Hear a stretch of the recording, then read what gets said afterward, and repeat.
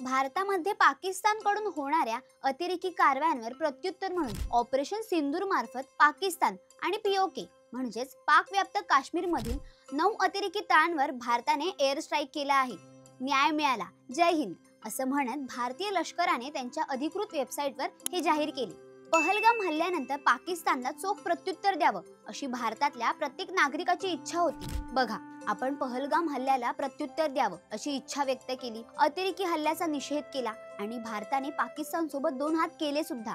अशा परिस्थितीत शत्रूकडून प्रतिहल्ला सुद्धा होऊ शकतो। मग या परिस्थितीत सामान्य नागरिकांनी नेमकं काय करायचं हे सर्वांना कळावं यासाठी देशभरात सर्व नागरिकांसाठी मॉक ड्रिल होणार आहे। आता हे मॉक ड्रिल म्हणजे नेमकं काय जाणून घेऊया या व्हिडिओमधून। नमस्कार, मी शर्वरी तुमचं स्वागत करते आपल्या कलाकार चॅनलवर। मॉक ड्रिल म्हणजे काय हो? मॉक ड्रिल म्हणजे सराव। जर शत्रूने एखादं शहर किंवा गावावर हल्ला केला तर सामान्य जनतेने त्या परिस्थितीला कसं तोंड द्यायचं, काय काळजी घेतली पाहिजे यासाठीची तयारी म्हणजे मॉक ड्रिल। आता तुम्हाला प्रश्न पडला असेल की या मॉक ड्रिल मध्ये काय होणार? यामध्ये 2 महत्त्वाच्या गोष्टी घडतील। एक म्हणजे सायरन वाजेल आणि दुसरं म्हणजे ब्लॅकआउट होईल। जेव्हा एकदम जोरात सायरन वाजेल तेव्हा शत्रू हल्ला करेल असे सूचित करण्यात येईल। सायरन वाजल्यावर आपण आपल्या घराबाहेर यायचं आणि सुरक्षित ठिकाणी जमायचं। मग त्यानंतर काय होईल?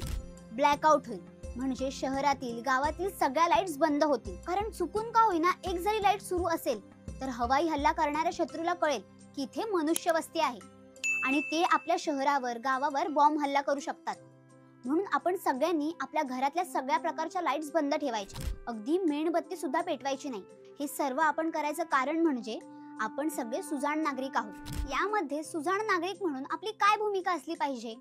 या मॉक ड्रिलला किंवा युद्धजन्य परिस्थितीला घाबरून न जाता, पॅनिक न होता शांतपणे सामोरे जाणे, आरडाओरड, गोंधळ न करणे, स्वतः बरोबर इतरांच्या जीवाला धोका होणार नाही याची काळजी घेणे, कोणत्याही प्रकारच्या अफवांवर विश्वास न ठेवणे, लहान मुलं, महिला, वृद्ध आणि दिव्यांग व्यक्तींना मदत करणे आणि सगळ्यात महत्त्वाचं म्हणजे या मॉक ड्रिल संदर्भात कोणत्याही समाज माध्यमांवर म्हणजे सोशल मीडियावर कोणत्याही प्रकारची पोस्ट न करणे। कारण 26/11 मुंबई हल्ल्याच्या वेळी मीडिया कव्हरेजमुळे पाकिस्तानात बसलेल्या अतिरेक्यांना आपल्या हालचालींची माहिती मिळत होती आणि त्याद्वारे ते मुंबईत त्या हल्लेखोरांना सूचना देत होते असं चौकशीमध्ये समोर आलं होतं। त्यामुळे अशा प्रकारची घटना पुन्हा घडू नये, आपल्या एका पोस्टमुळे आपल्या हालचालींची, ठिकाणांची, योजनेची माहिती बाहेर पडू नये याची खबरदारी घेणं ही आपली जबाबदारी आहे। आपलं सुंदर शहर सुरक्षित ठेवायला आपली मदत खूप महत्त्वाची आहे। त्यामुळे हा व्हिडिओ जास्तीत जास्त लोकांसोबत शेअर करा। हा संपूर्ण व्हिडिओ पाहण्यासाठी आपल्या कलाकार YouTube चॅनलला नक्की भेट द्या।